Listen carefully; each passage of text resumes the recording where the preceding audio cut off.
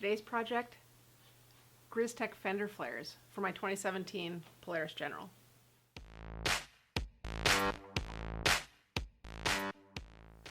These are all the goodies that come with the kit and the items that you'll need to install these. The kit comes with, front and rear flares. There's two there, two here. A set of like extender mud flaps that are kind of a soft rubbery stuff. Some custom brackets, hardware, rolls, of course, because you'll need those. At least I will. And then I've just got some like spring clamps, drill, ratchet, extension, 10mm socket, 10mm wrench, and a 5/16 drill bit. First thing I'm going to do is I'm just going to clean the existing flares off. I don't want to put these things over dirt. I mean, I'm sure it doesn't really make any difference, but that's just not my jam. I'm starting with the front, obviously. Take the flare, you get your little springy clamps here, and line it up. It's pretty intuitive as to where it goes. And I'm just lining it up. You might not be able to see in here, but I'm lining this up, the inside edge of the flare to the inside edge of the, the stock plastics. So we're all clamped in. Everything's lined up on the edge here. So I'm going to take my 5/16 drill bit and drill into there. Which is terrifying to me. I always freak out when I have to drill into anything. Not that I'm afraid of a drill, I'm just always afraid of wrecking stuff. This is pretty much the point of no return. Then you take one of the plates, one of the, I don't know, I've always called these like fender bolts, but I'm sure they have a different name.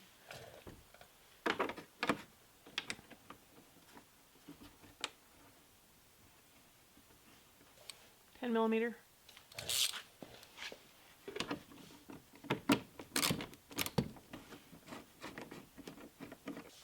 Snug that up a little bit, and then I'll just do the same exact thing all the way up and around, making sure that it stays exactly where I want it to be. Definitely don't want it moving now. You get a whole lot of those bolts with the kit, so that's awesome. It's nice hardware, very nice materials that come with these. You don't ramrod it. You're just drilling through this lip here, so.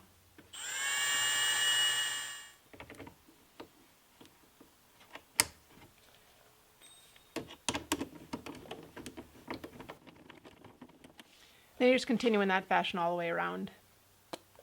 And you just want to make sure that these stay where you want them. Don't let it get all out of whack while you're just drilling away and putting bolts in. Just, keep checking your work and make sure that this stays exactly where you want it.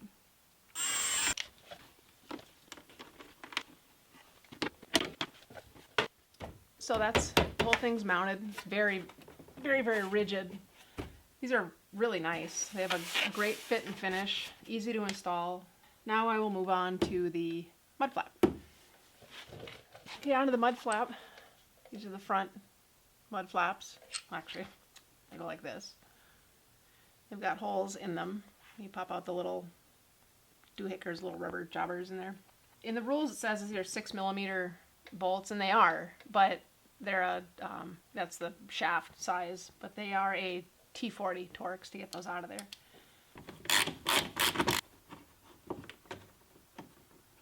You line up this guy visually, so it looks nice in alignment with the flare. You don't want it all doughy like that or something. You want it nicely lined up. So I'm just going to make it just barely touch.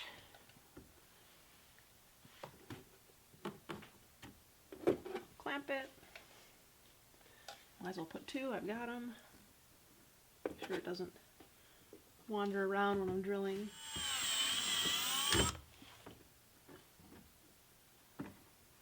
Okay. 10mm wrench in the back. Don't over tighten these because they start to curl because they're just like rubber.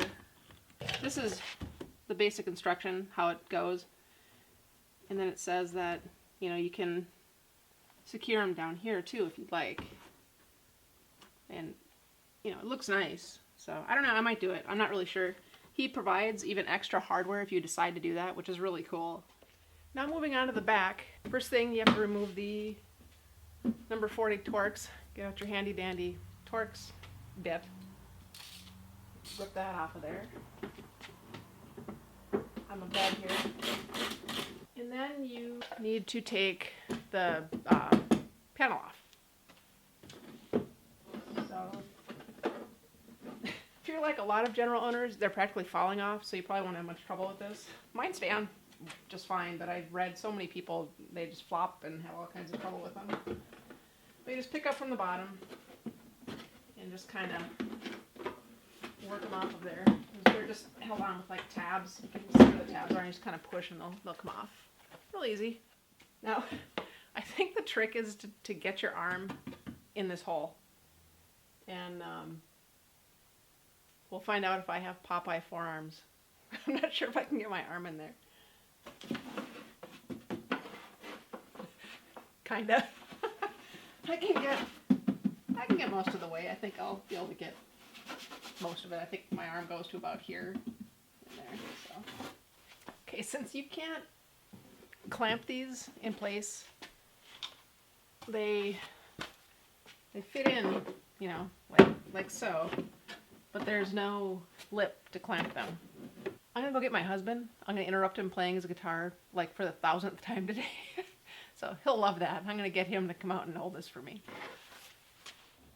Turns out my husband got a case of being camera shy. So he doesn't want to be on film while he holds this and I mark and drill the holes.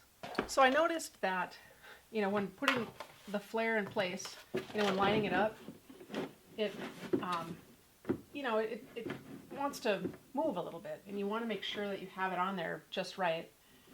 And, you know, plastic on plastic is going to be slippery. What I think I'm going to do is I'm just going to take a couple little pieces of like two-sided Gorilla Tape and just stick them on there and see if that just keeps it from moving so easily anyway. I don't plan on using it to hold them up, you know, the flares up of course, but just so it doesn't slip while I'm doing the holes. Just a couple little squares will do.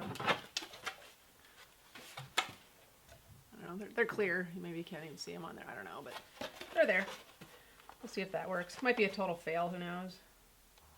Ugh, my bifocals need a tune-up.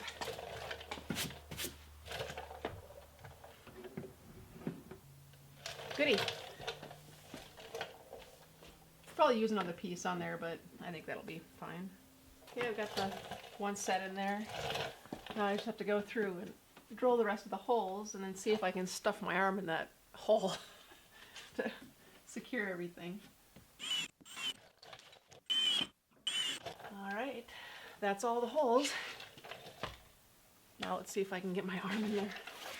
I'll show you the hole that is the issue here, right there.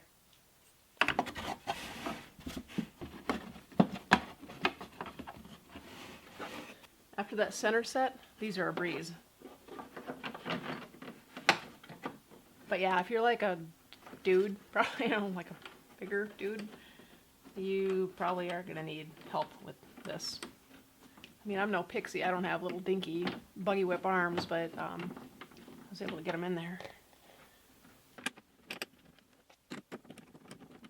And it can help just to put them in a little bit at a time. You know, don't cinch one all the way down and then move on to the next one. If they're both kind of loose, then they'll usually line up pretty well and go in.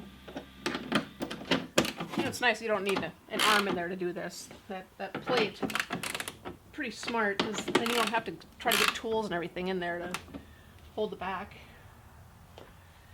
Okay, and then the holes that are up in the like lever pocket thing here, you can get to those from the front here.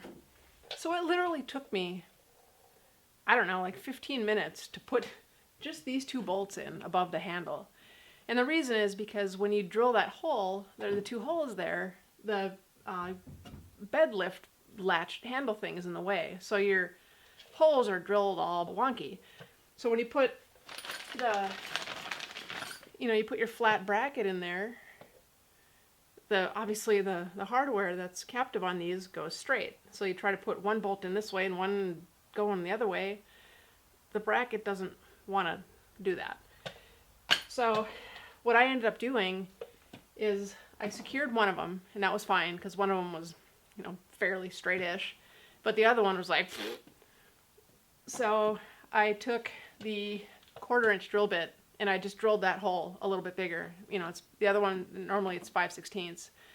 So I just drilled it a little bit bigger, and that gave me enough wiggle room where I was able to get the bolt in there and get it straightened out. So if that gives you trouble, just drill the one hole a little bit bigger and you should be able to straighten it out and get it in there. So, little pro tip for you. We are on to the mud flap. Okay, this is how the rear mud flap should be aligned. The instructions are clear, but it takes a little bit of trial and error to get it fit just right. What you do is you align both edges of the rubber to the edges of your stock, those. In doing that, when they're aligned both, this piece wants to jut straight out, of course, because, it's a straight piece.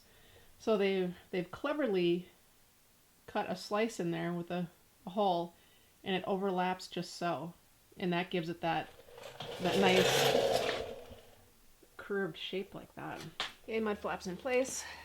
We're going to go ahead and drill our upper holes.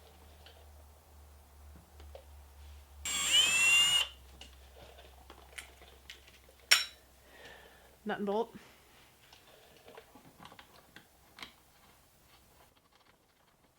And we'll go down to the second hole in the top half. Make sure it's still aligned with the edge of the trim piece.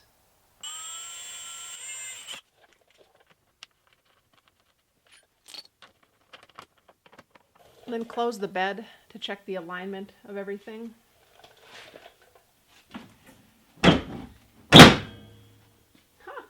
Neato. That goes right over that edge. Cool. So, yeah, that looks good. And we'll drill a lower hole.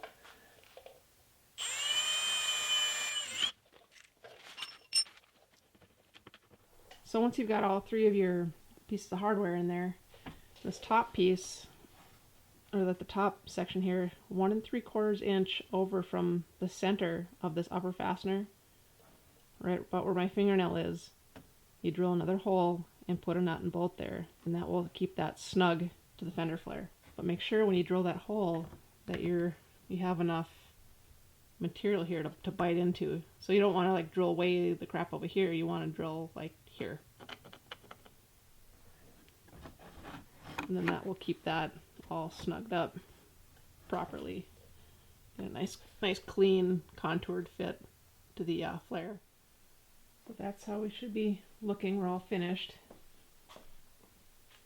I've got oversized tires, so I think that these flares will definitely help keep my machine cleaner for one thing, but also it'll hopefully prevent them from throwing more rocks around and damaging stuff.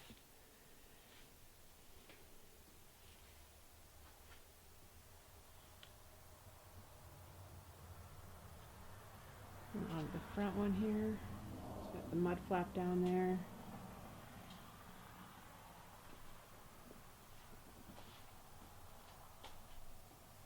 They look pretty nice. I like them. They're very well made and very stout, and the hardware that comes with them is fantastic.